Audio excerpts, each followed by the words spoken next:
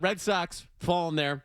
Third loss in a row. First time they've lost 3 in a row since late June. First time that Garrett Crochet, in his 24 starts, hasn't gone 5 innings yet. Is this thing going off the rails? Yeah. It's the beginning of the end. It's perfect timing. Like this is what happens when you don't make moves at the deadline and your starter, your number one guy, sort of hits a wall and you're sort of no man's land with him, right? You don't know what's going to transpire here over the next month, and you can't lose games that guy pitches in. And they've done that. They've done that since the start of the year. But, you can't lose on nights. And he wasn't good. He wasn't good at all. Yeah. So it's not their fault. But last night's on him.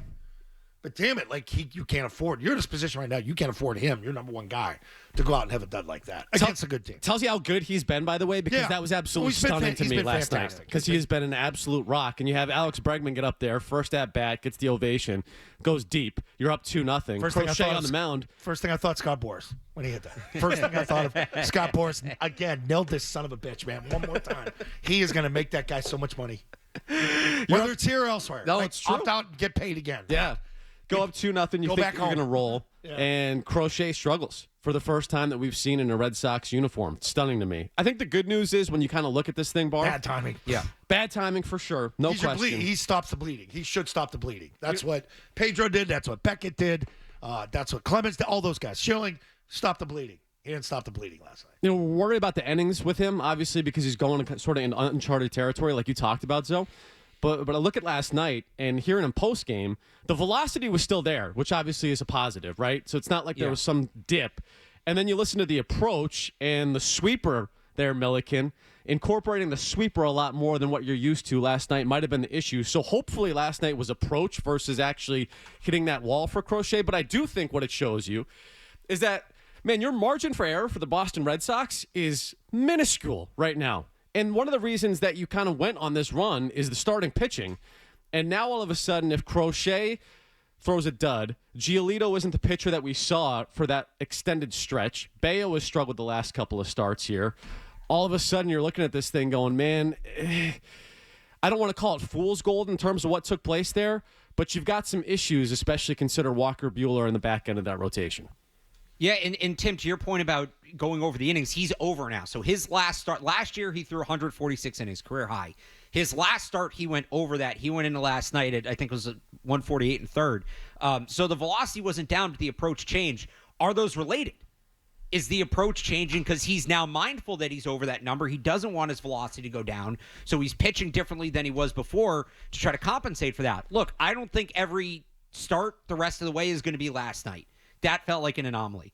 But I also think that he might not be the same guy he was exactly at the beginning of the year because it's not like he's going 5 innings over his previous high. Again, he's already cleared it, and we have months to go, and then this team's in a tight playoff race. So it's not like, are you going to have him miss starts? Are you going to go to every 6th day and give up 3 or 4 starts potentially of his? Can you afford to do that? This thing might be decided by 3 or 4 games. I just think you're starting to rely not just on Crochet, but also a guy like Giolito, other people that are sort of in this uncharted territory, and that's what makes me nervous. You're banking on a lot of guys that haven't necessarily gone to where you're expecting them to go over the last 2 months, and that doesn't feel sustainable to me. Yeah, rookies in big spots. Great point. Tie the game, strikes out, and I know he hit a home run earlier in the game, but the pressure's off there. Pressure's on in the 9th. Like, it's a pressure situation.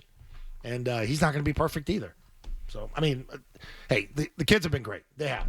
Except for your second baseman that you overpaid. Whatever. They paid for it. How's he doing? I don't know. What do you got, Milliken?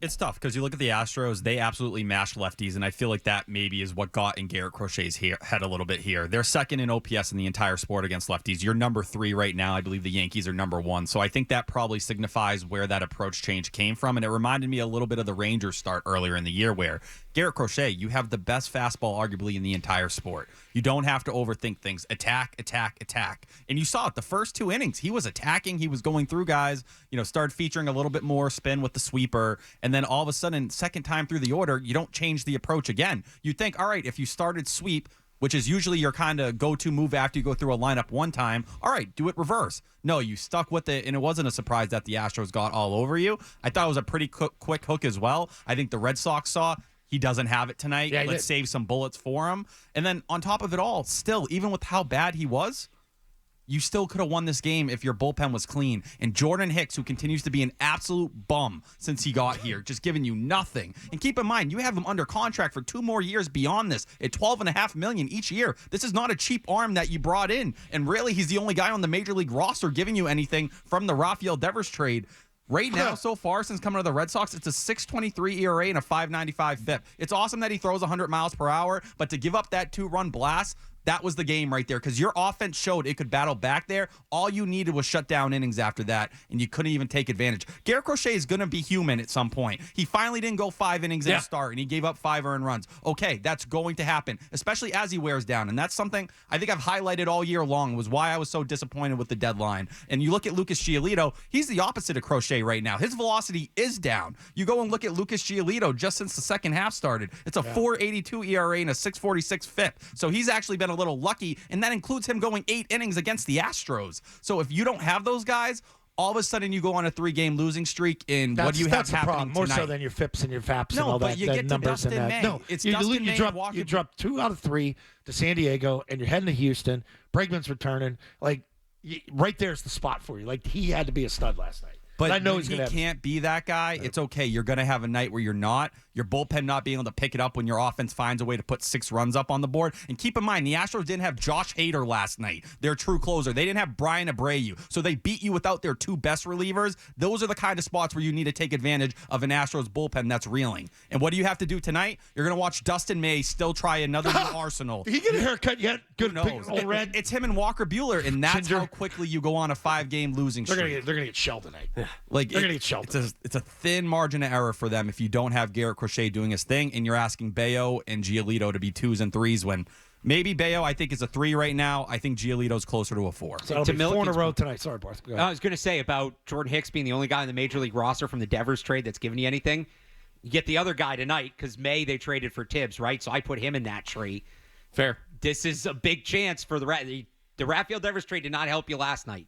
You need it to help you tonight. Milliken, I think you hit on it though, and I hate going back to it, but doesn't this just highlight the deadline and the lack of doing something substantial as well? That's why I think it's the beginning of the end. Yeah, this is where you needed that shot in the arm, and you don't have it. Frustrating night last night if you're a Red Sox fan. Again, started out great with that Bregman home run, Crochet on the mound, you're feeling good, and wasn't to be.